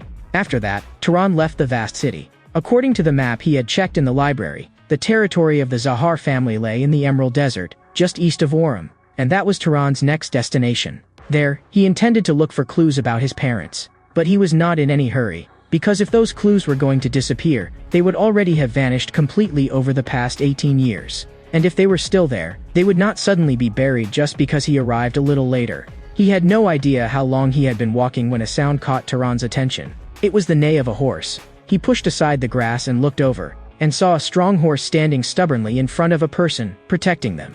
And facing the horse stood 2 people with purple skin and white hair. One of them said mockingly, "Damn it. For a mere beast to have this kind of strength, looks like we need to find a way in first." As he spoke, he spread his 5 fingers, and purple magic spread from his palm.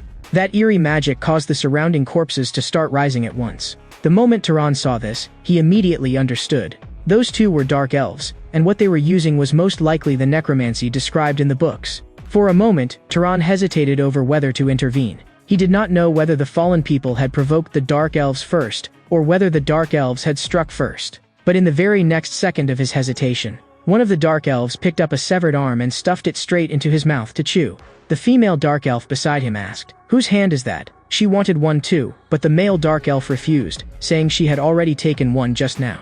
Tehran's heart dropped. They were eating people. he immediately activated his invisibility. While the female dark elf was still complaining that human males were too hairy, a stone instantly smashed the head of the male dark elf who was in the middle of swallowing. Purple blood splattered all over the female dark elf's face. The undead beasts that had been summoned also turned into a pool of black water at that same moment. She did not hesitate, and immediately summoned those beasts controlled by necromancy again. Another stone flew in, but this time it was knocked aside by the horn of a goat-like beast. The female dark elf then commanded the beasts to charge toward the direction from which the stone had come. The bull-like beast smashed trees into pieces, but there was nothing there. She instantly realized it. Tehran had hidden himself. Her rage surged, and she activated necromancy again, summoning a fox-like beast, whether by smell or some other kind of perception. That fox-like beast immediately locked onto Tehran's hiding place. She shrieked, "So that's where you are, filthy demon." Immediately afterward, she commanded the remaining beasts to pounce on Tehran. Tehran spread both hands, and an immense power of flame instantly gathered in his palms. In the next second, the flames blasted forward. But the fire burned only the fox-like beast, while the bull-like beast still charged wildly at Tehran through the flames. Tehran could only dodge aside at once. The strength of these undead beasts far exceeded his expectations. Fortunately, he had killed one dark elf instantly at the start. Just then, a sharp pain shot through his calf, making Tehran's whole body shudder. He turned to look and found that the fox-like beast had bitten into his leg. Without hesitation, Tehran kicked it away hard. But the bull-like beast he had just dodged charged at him again. There was no time to avoid it, and Tehran was sent flying head-on. The tremendous force made him cough up blood on the spot. As he lay there gasping, the beasts had already surrounded him. The female dark elf burst into mocking laughter. "Serves you right, you dared kill one of my people. I will make you beg for life and long for death." But before she could finish, the horse protecting its master struck her body with a powerful kick. Under the horse's repeated fierce attacks, the female dark elf staggered badly and actually began calling for help. The two beasts that had been about to finish off Tehran immediately turned around and attacked the horse instead. Humiliated into a frenzy, the female dark elf viciously shouted that she would tear the horse to pieces. But just then, with a bang, a small stone pierced through her head. The body, no longer supported by its head, instantly collapsed to the ground. With the necromancy out of control, those beasts also melted into a pool of black water. Tehran's lower abdomen was still cramping, and he was breathing harshly, only barely able to support himself on one knee. The horse walked over to his side and slowly drew near. Looking at it, Tehran thanked it softly. If not for it, he would already have died just now. As night fell, the person protected by the horse finally woke up as well. But the moment he saw the scene before him clearly, he let out a startled scream. Meanwhile, Tehran, sitting across from the campfire, did not even lift his eyelids. Only after his emotions gradually settled did he hesitate and ask Tehran, "Who are you? Why are you here?" Tehran looked at him and explained calmly, "I was the one who saved you from the dark elves." At that moment, the horse also came over to him and gently pressed close. The man immediately lit up with joy, stroked the horse's mane, and called its name, Tilly. Looking at the approaching horse, Tehran also praised it. "It's clever. It knew to protect its master, and it even knew to drag you somewhere safer." After a few exchanges, Aziz gratefully told him where he came from. He was from the Burkes family, and Tehran also gave his own name. Not long afterward, Tehran asked him, how had he gotten into conflict with the Dark Elves in the first place? Aziz said hoarsely that he had been traveling with his servants when that group had suddenly attacked them for no reason. He had long heard that other races were cruel, but he had never imagined they could be this cruel. At that point, tears began streaming down his face. After his emotions had stabilized a little, he apologized for losing control, saying that he had only fallen apart like this because he had lost the people most important to him. Tehran asked, "Were they your family?" He shook his head. "No, they were the knights and servants who had watched me grow up and raised me from childhood." Tehran paused slightly. This was a noble who actually cared about ordinary people. Tehran asked again, "How many dark elves attacked you?" Then he added that he had already killed 2 of them. Aziz hesitated before saying, "That should be all of them." Tehran closed his eyes and spread his senses through the surrounding area, searching carefully. Very quickly, he confirmed it. There really were no other dark elves nearby. Aziz asked Tehran in a heavy voice, "Do you have some urgent mission to attend to?" Tehran said he was simply traveling as well. Aziz did not understand. Someone as strong as you should come from a great family, shouldn't they? Why are you traveling alone? Tehran shook his head and said he was not that strong. In that battle just now, he had only managed to kill one first with a sneak attack, and then fight the other head-on afterward. He had barely won only because that red horse had helped him. After saying that, he deliberately released his magic power. Puzzled, Aziz released his own magic power as well. The moment the two forces met, Tehran realized that Aziz was actually stronger than he was. If he had not absorbed the magic power of the two dark elves just now, Tehran definitely would not have surpassed him. And Aziz was equally shocked. Someone who could take on two dark elf necromancers at once had magic power only equal to his? Could it be that his combat instincts were abnormal, or that his bloodline was too special? But what he found even harder to understand was why such a person still traveled alone. Looking at Tehran, he said, "If you don't have a destination yet, would you be willing to join our Burke family? As long as you escort me safely back to my family, I will pay both for saving my life and for this escort all at once. Our Burke family are vassals of the great Albian family of the north, and for generations we have been enchanters who craft magical items. If you agree, we will custom make a perfect magical item for you." After that, they buried the dead retainers and knights one by one. Looking at the freshly raised earth over the graves, Aziz said softly, "It's finally over." If he could, he would have wanted to send them back to their respective hometowns, but he could not. He turned to Tehran and said seriously, "Thank you." Tehran looked puzzled, so Aziz explained, he was actually thanking Tehran for not mocking him. Even though he was a noble, he had cried over the deaths of his subordinates. His father had told him since childhood that this was pathetic, and that a true noble had to keep moving forward and stand upon sacrifice. Tehran smiled lightly. "That isn't weakness, it's compassion." Hearing that, Aziz said nothing more, and instead reached out his hand, saying that he looked forward to fighting alongside Tehran. Tehran stared at that hand for a moment. This seemed to be the first friend he had ever made. Then he reached out too and gripped it tightly, saying that he also looked forward to it. They had no idea how long they had walked when Aziz set an iron box down on the ground and asked Tehran whether he wanted to rest first or keep going. Tehran stared at the metal box and asked in confusion what it was. Aziz explained, it was a cold storage box, and inside was the food they had bought in the city. It could preserve most food for more than a week. As he spoke, he remembered something else and simply began introducing the magical items he had been carrying all along one by one. Some produced water at the press of a button, some could collect wood and build shelter, and others could sound an alarm. Even the clothes he was wearing had a self-cleaning function.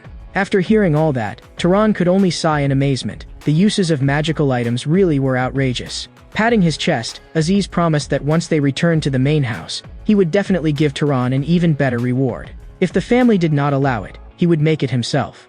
Then he asked the question that had been weighing on his mind for a long time.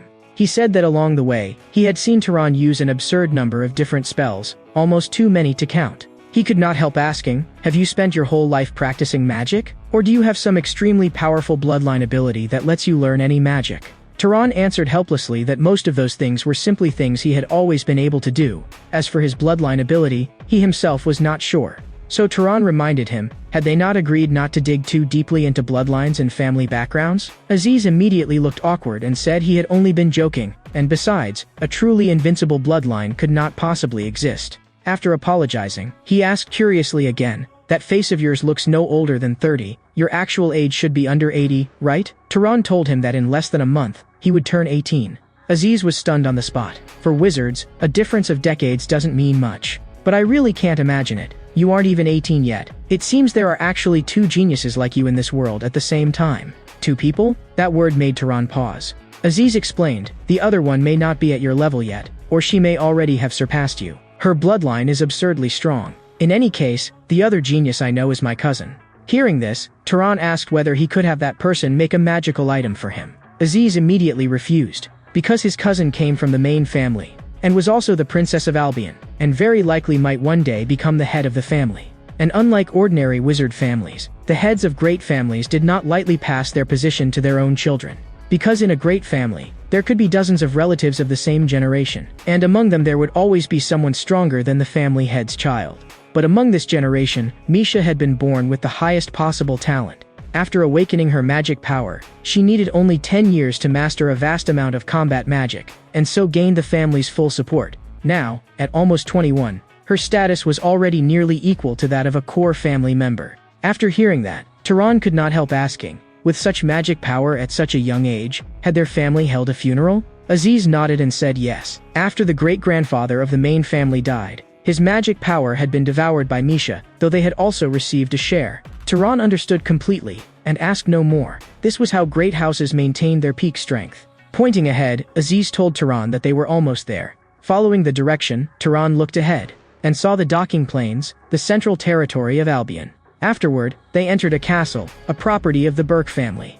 A middle-aged woman opened her arms and greeted them with a smile. "My child, welcome home." Before the words had even finished, Aziz rushed over and hugged her, shouting, "Mother." This scene left Turan dumbfounded. Hadn't Aziz said he was 43? Someone nearby reminded Aziz to mind his form of address, and that he should at least say mother properly. After they exchanged a few pleasantries, Aziz introduced Turan to everyone, saying that Turan had saved his life. Without Turan, he would never have made it back. Aziz's mother immediately pressed him for details. That pilgrimage route should not have been so dangerous, so what exactly had happened? Only then did Aziz say that he had been attacked by dark elves. Aziz's mother's expression instantly turned cold. Those scum had dared lay hands on her child, and she immediately declared that she would gather troops and tear them to pieces. But another middle-aged man immediately advised, "Please calm down, my lady." After saying that, he turned to Turan and asked which family he belonged to, but Turan said it was inconvenient to say.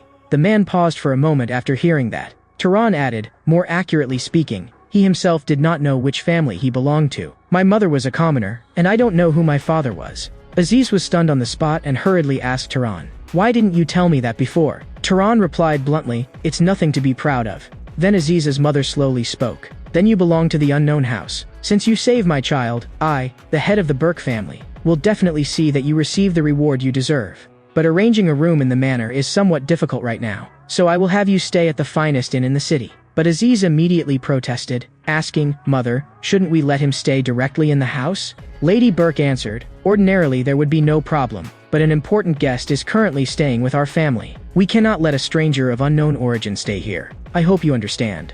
Just as Aziz was about to argue further, a voice came from the doorway. "Aunt, you don't need to worry about me. The person who saved Aziz is hardly going to turn around and assassinate me." Everyone turned toward the entrance at once. There stood a girl dressed in black, with black hair and a cold expression.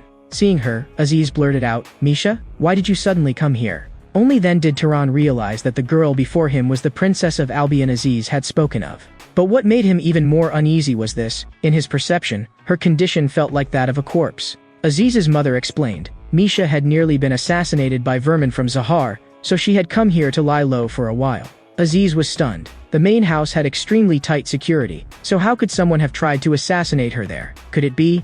Before he could finish, Misha directly confirmed it. There is very likely an insider. There are more than just one or two people in the main house harboring ulterior motives. But I'm tired today, so I'll go rest first. Seeing this, Lady Burke instructed a maid to take Turan to a guest room in the manor to rest. Early the next morning, Turan opened his eyes on the bed in the guest room. After getting dressed neatly, he stepped out of the room and began observing the corridor and the layout of the manor. Just then, a voice called out to him. It was Aziz, greeting him with a smile. "You're still as early rising as ever. What are you doing in the hallway by yourself?" Turan pointed at the light on the wall and said that it seemed quite interesting. Aziz explained that it was a lamp made with magic, and that he sometimes made them himself as well. If Turan wanted one, he could go fetch one from the storeroom. Turan refused, saying he was only curious. Suddenly, a bolt of golden lightning burst outside the window, and the powerful fluctuation made Turan freeze on the spot. As he looked out the window, Aziz said, "Misha is practicing magic. She's always this diligent." Turan asked Aziz, "Is this the magic of the Albian bloodline?" Aziz nodded. "Yes, this is the Storm bloodline." Turan even felt a flicker of envy in his heart. That talent was like the blood of a god. He could not help wondering just how powerful the head of Albian's family must be. Aziz asked Turan whether he wanted to go take a look. Turan was indeed curious, but for someone of unknown origin like him, getting close seemed inappropriate no matter how he thought about it. Aziz, however, did not care at all. "What does it matter? You're not an assassin. I can vouch for you. And besides, what I really want to know is, which of you two is stronger, you or Misha?" Only then did Turan understand. Aziz's real purpose in bringing him there was to put him and Misha side by side and compare them. Aziz revealed a rather odd smile. There were some things he had kept bottled up for years. He had long wanted to see what it would look like when Misha was finally humbled. A moment later, Aziz called out to Misha ahead of them. Seeing the two of them approaching, Misha asked, "Aziz, and who is the person beside you?" Hearing this, Turan briefly introduced himself. Misha asked again, "Then why have the two of you come to see me now?" At that, Aziz scratched the back of his head and explained, "Misha, it looked like you were practicing magic, right? So we wanted to join in. And besides, didn't we train together before?" Aziz's words seemed to remind Misha of something. "Oh, right. Back when we trained together, I learned a spell after trying it twice, while you spent a whole week on it and then ran off in tears afterward." Before the words had even finished, Aziz first turned to look at Tehran, not having expected that even Tehran would laugh at him. Then, with a helpless expression, he said, "Anyway, among all the people I've ever met, Tehran's talent is unmatched. How about the two of you have a duel and see?" At the word duel, Misha fell silent and looked at Tehran. Then a dazzling golden magic power gathered before her, and a deep blue light burst from her eyes. At that moment, Tehran raised his head and looked toward the sky, where golden thunder began to emerge from the dark clouds. It resonated with the magic gathered before Misha, as if the lightning in the clouds itself were under her control. The moment he sensed this, Tehran's expression changed sharply in shock, and in the instant Tehran's pupils contracted, the clouds in the sky dispersed. It was as if that terrifying presence had never existed at all. Yet beads of sweat slowly ran down Tehran's face. At that moment, Tehran's entire body was drenched in sweat from the shock of that aura just now. Misha looked at Tehran and said, "There is no need for a duel. I don't think you would be my opponent anyway." Aziz stepped in front of the two of them and said, "If we're talking about raw magic power alone, I admit Tehran really can't match you. But what is truly astonishing about him is his talent for learning magic. Even you probably can't compare to him in that kind of magical talent." Hearing that, Misha said to Tehran without the slightest politeness, "Since Aziz praises your ability so highly, then let us see what you are really capable of." Knowing full well that he could not defeat her in terms of magical strength, Tehran proposed, "How about each of us demonstrates a spell the other does not know? Whoever can cast the other's spell first wins." The moment those words came out, even Aziz felt it was a very good suggestion, so he asked Misha what she thought. Seeing this, Misha naturally agreed. However, as far as she knew, Tehran did not even know what his own bloodline magic was. If she used bloodline magic, that would be unfair, so she decided to exclude bloodline magic. And she also decided to demonstrate first. Under Aziz's puzzled gaze, a fresh young sprout emerged from the flat ground. Immediately after, that sprout burst wildly out of the packed earth with unstoppable force, and in just an instant it wrapped itself around Aziz, and flung him high into the air. After doing this, Misha asked Tehran, "This is the magic of creating and controlling plants. Can you do it?" From the sky, Aziz shouted, "Let me down. I'm getting dizzy." But Misha merely told him to stay there for a while. At that moment, Tehran gave the vine ahead a simple glance, then bent down and placed his right hand on the ground. The magic that can ignite flames is, in truth, merely one way of expressing combustion. And magic that creates water is really drawing invisible moisture from the air. So growth is no different in principle from those two. Its real function is to make the seeds buried underground grow at an extreme rate. In other words, this is not creation at all. It is only urging growth. That made Misha slightly surprised. She asked Tehran, "From what you just said, it sounds as if you immediately understood the essence of the magic. Have you seen it before?" When Tehran said he had not, she let Aziz down and said, "I suppose even Aziz can be right sometimes. Then it is your turn. Let me see what exactly you can do." Misha's words made Tehran think for a moment, because he knew very clearly that if he used magic from the Zahar bloodline, it would be no different from seeking death. Then Tehran looked to one side again, as if recalling something, and stretched out his right hand toward a flower bed nearby. Before long, a rustling sound came from the flowers, and the source was a mouse, which quickly darted out from the flower bed. Seeing this, Misha said, "Only animal control? Of course not. This creature is only a material as well." The moment Tehran caught the mouse, a deep blue magic power surged beneath his eyes, then coiled around the mouse in his hand, and the mouse's entire body seemed to begin rotting. Misha fell silent at once. At that moment, Tehran said to her, "This should be enough, right?" Hearing Tehran's question, the silent Misha finally managed to utter two perfect words. With a mere crook of her finger, a mouse slowly walked to the hem of her dress. She grabbed the mouse without hesitation, then activated her powerful golden magic power. Yet even after a long while, the mouse showed no sign of rotting at all. Misha could not understand what Tehran had done. She knew very clearly that what he had done just now had definitely not been mere spellcasting. At that moment, Aziz asked Tehran, "How can you use magic like that? It's far too bizarre." Hearing this, Tehran said that he had simply thought of it on the spot. In truth, even Tehran himself had not expected that even a prestigious family like Albian knew so little in this area. This made Aziz say to Misha in a mocking tone, "Looks like the situation is not going very well. How about we just let our Tehran win directly?" But Misha immediately told him to shut up. "Do you think I can't do it?" In truth, causality was an extremely complex element in the use of magic. Whether the phenomenon one wished to trigger could naturally occur, whether the user clearly understood the magical steps behind that phenomenon, the total amount of magic consumed, and whether that amount was enough to bring about the phenomenon at all. Among these factors, the ability to perceive how magic was constructed was the key factor influencing both the success rate and the amount of magic consumed. Another way to make up for insufficient causality in magic was, in fact, simply to pour in a vast amount of magic power and compensate with sheer quantity. So Misha, not knowing the principle behind it, could only imagine making the mouse rot while it was still alive. Although the result did indeed match what she intended, the amount of magic power consumed reached an astonishing level. When Aziz saw this, he exclaimed, "It worked." Misha, having drained all her magic power, said while gasping, "I did it. I succeeded." But not long afterward, she collapsed to the ground in exhaustion. This made Aziz rush over anxiously, holding her as he asked what had happened. Tehran, however, was puzzled. Could it be because she had overused her magic? But simply exhausting one's magic should not cause unconsciousness. It seemed she was simply so utterly exhausted that she no longer had the strength to hold up her own body. Then Tehran observed her carefully. When he saw her palm, he seemed to understand something. He immediately picked her up and asked Aziz, "There shouldn't be any healing-type wizard here, right? Then bring some salt and water to her room." Misha in his arms genuinely startled Tehran, because she was so light that he could hardly tell whether he was holding a person or a small lamb. Perhaps from the very beginning, she had only been barely maintaining a body that she could not truly support. But now that last bit of magic was gone as well. A long while later, Misha finally barely woke up after exhausting both her strength and her magic power. Looking at her gradually regaining consciousness, the head of the Burke family asked with a worried expression, "Misha, what happened? Are you all right?" When Misha looked puzzled as to why she was lying in bed, the Burke family head said, "Aziz told me that you suddenly fainted while doing magical training with a guest. Is that really what happened?" Looking at Misha's silent expression, the Burke family head continued, "Could it be that that person did something to you? We have already kept him in the temple under observation." Hearing this, Misha told her, "No, it was not his fault. My collapse just now was my own mistake. My head hurts terribly right now, so please give me some time to rest." Seeing this, the Burke family head paused. "I made some soup for you. I know you do not eat because of magic, but you still need to think about your health and try to eat at least a little." When Misha remained silent, the Burke family head let out a sigh and turned to leave. But just as she was about to walk out of the room, Misha softly said thank you. Once she was alone in the room, Misha cast a light glance at the soup on the table, then reached out and picked it up, just as she lifted a spoonful of soup, and was about to bring it to her mouth. Something seemed to resurface in her mind.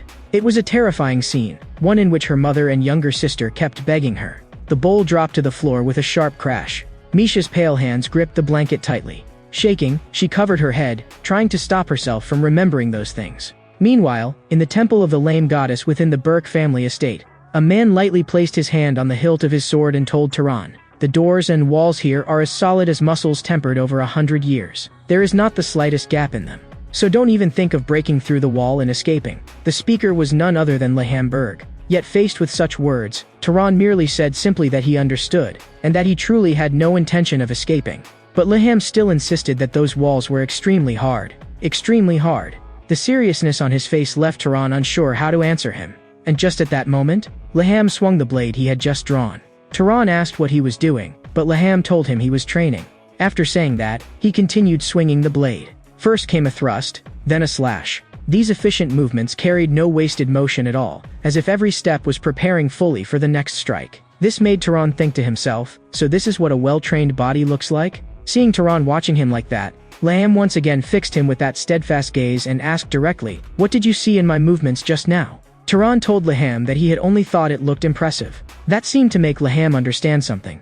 And while continuing to swing the blade, he said, "In truth, most nobles considered weapon skill insignificant, because attacking with magic was far easier. But that was only because their bodies were weak and pitiful, and so their will could not govern their flesh, leaving them reliant only on magic." After hearing that, Tehran calmly replied, "Unless their bloodline naturally leans toward physical strength, specializing in magic really is more practical and more efficient. But once they have truly experienced battle, they will understand that some situations cannot simply be avoided no matter how much they want to." Those words made Leham hand the blade to Tehran.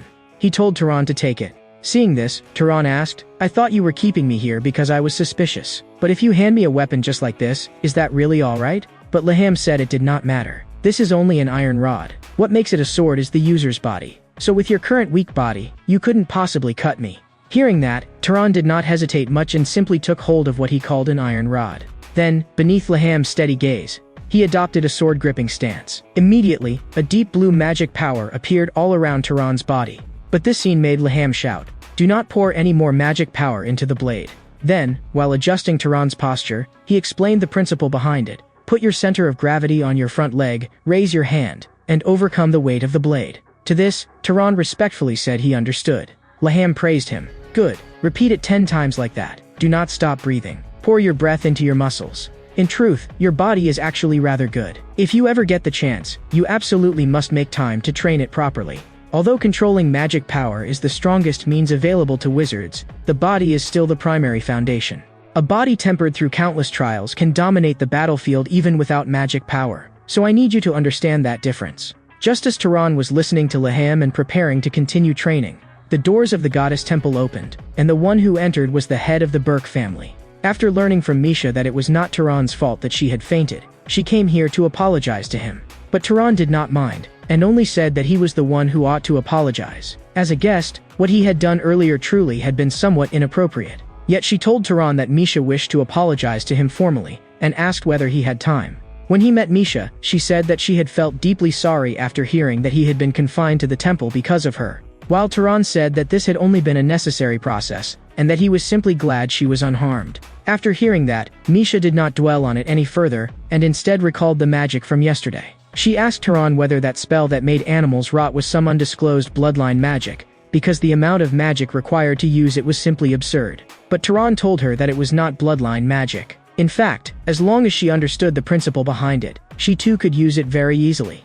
That made her eager for Tehran to teach her. She said that if Tehran told her the secret behind that spell, then in exchange she would also teach him one of the secret arts of the Albian family. Seeing her like this, Tehran could only agree. So Tehran explained to her the exact principle behind it. Not long afterward, she understood the secret. The root of that magic was actually a spell that strengthened living organisms, except that the target being strengthened was a kind of microorganism no one could see. But because Misha did not know of the existence of microorganisms, her efficiency in using it had been so poor, even though she had succeeded in the end, that had ultimately been nothing more than a brute force method. Although Misha had to admit that she fell slightly short of Tehran in magical technique, she still wanted Tehran to tell Aziz that it had been a draw, because she truly did not want to see that fellow become unbearably smug after winning. Seeing Tehran agree without hesitation, she then prepared to tell him the secret art she had promised in return. Immediately afterward, she picked up a comb, and gently ran it through her hair. When objects rub against each other like this, they begin to attract one another, and that is. Before Misha could finish, Tehran said the very thing she had been about to describe. Static electricity. This genuinely surprised her. Had he already known? After standing there blankly for a while, she praised the secret art as quite profound, but said she had not expected Tehran to have already understood the mystery behind it, and so she found herself troubled over what secret art she could possibly teach him that he did not already know. After thinking for a while, she proposed that until Tehran had received sufficient compensation, he should train together with her. She made it clear that this was only to repay what she owed him, and not because she particularly needed him. Tehran agreed without hesitation. Then starting tomorrow, let's meet in the garden every evening. That night at dinner, the table was filled with a lavish spread of food. The Burke family had said that although it was not much, they must make sure to eat and drink their fill. This left Aziz, sitting beside Tehran, deeply puzzled. He did not understand why his mother had prepared something so extravagant. He had never seen such a display even on his own birthday. Someone who did not know better would think that the Lord of Albian himself had personally arrived. That made Tehran understand that this meal was by no means an ordinary one. Aziz's mother said, "Then let us continue their earlier topic. My son once promised a powerful magical item as the price for saving his life. So, Tehran, do you have any thoughts on what kind of magical item you would like?" Hearing her ask, Tehran told her that he wanted an item useful for defense. Although it was easy to use magic to harm others, protecting oneself was much more difficult. So if possible, Tehran wanted this magical item to have the effect of defending against sudden attacks. But those words made Aziz's mother pause. She said that although she had made similar things before, she did not currently have a ready-made one on hand. Aziz volunteered himself, but his mother rejected him directly, because she did not want the Burke family to be shamed by it. Another person nearby heard this and raised his hand to indicate that he could give it a try, saying that he had recently completed a commission from the main house, and so had some spare time at the moment. After hearing this, the Burke family head asked how he planned to do it. In response, he said that if the purpose was to defend against sudden attacks, then it would be best to make it into something that could be carried on the body at all times. So he decided to make the magical item into an ornament such as a ring, earring, or necklace, so that the defensive power within the bloodline could be triggered quickly. The only issue was that it would take a month to make. At this, the Burke family head praised him. Though deliberately showing off one's child may seem a little ridiculous, Mello truly is a highly skilled wizard. His craftsmanship is not far below mine. So in essence, this means it will be an item made over the course of a month by a wizard on the level of the head of a family whose line has produced magical items for generations. Hearing that, Tehran asked her gratefully whether this was not a little too grand. But she told Tehran that compared with her son's life, it was not grand at all. Then she told Tehran that for the next month, he was to remain with their family as a guest, and to stay here with peace of mind. Aziz praised him and said, "It seems mother likes you quite a lot. Last night before going to sleep, she also talked with me for a while, and much of it was about you. Your magical talent does not fall behind Misha's, and most importantly, you have never been lazy in your training. So mother wants to recruit you into our family. After that, she will definitely shower you generously with favors, then make you owe her, and finally introduce you to a pretty young lady. And that is one of the ways she tempts people. In fact, quite a few wizards join the Burke family in exactly that way." Aziz's words made Tehran feel that it would all be rather troublesome. But Aziz waved his hand and told Tehran not to worry about it. After all, the magical item is only a small gift meant to please you. Even if you accept it, no one will force you into marriage, because my mother is not that tasteless. Then he asked Tehran how he planned to spend the rest of the day. Tehran told him that he had promised to train with Lady Misha that evening. The moment Aziz heard it was in the evening, he immediately threw an arm around Tehran. He said that in that case, there was still plenty of time today. He told Tehran to follow him on patrol. Zavalin might not be the capital, but there were still many things here worth enjoying.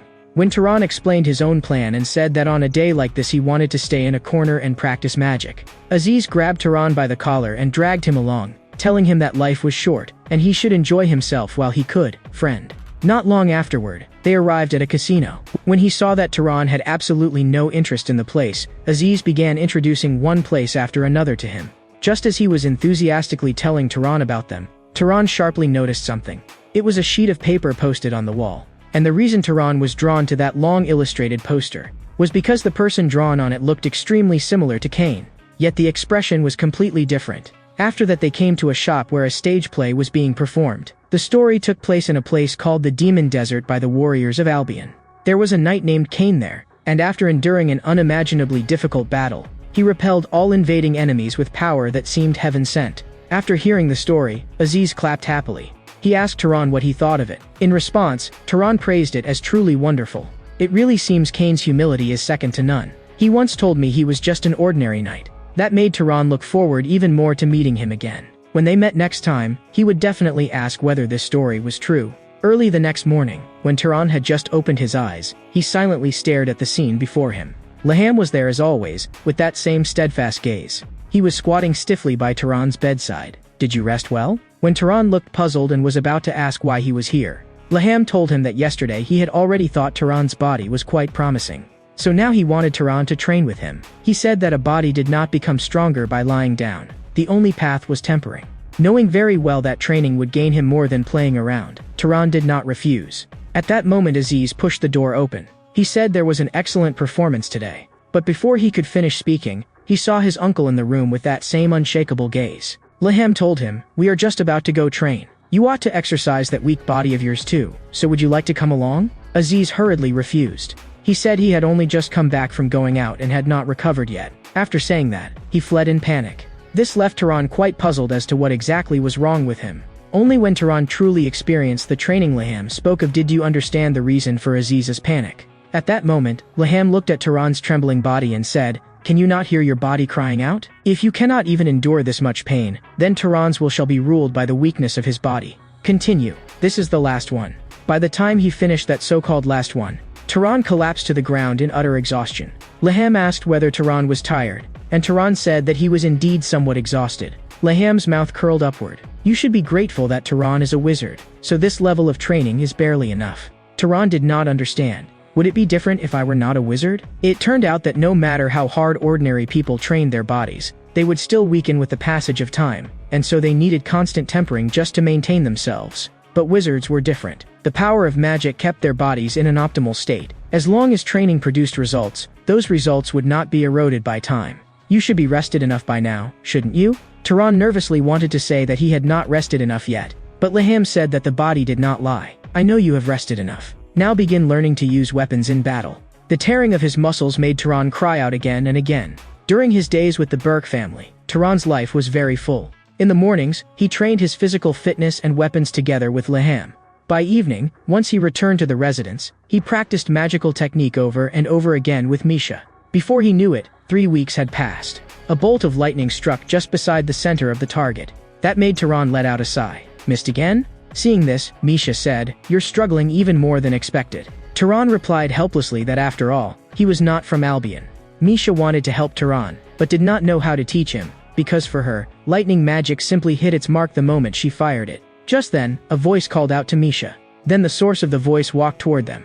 After giving Tehran a brief glance, the newcomer asked who Tehran was. Misha stepped in front of Tehran and said coldly to the man, "That is none of your concern. And why are you here? Had I not already informed the main house that no one was to disturb me during my rest?" Hearing that, the man told Misha that the family head was summoning her. The main reason was that dark elves had already begun rampaging across the south. They had captured 3 cities, and were now even assembling an expeditionary army. At this, Tehran's expression suddenly turned grave. It seemed they had finally appeared.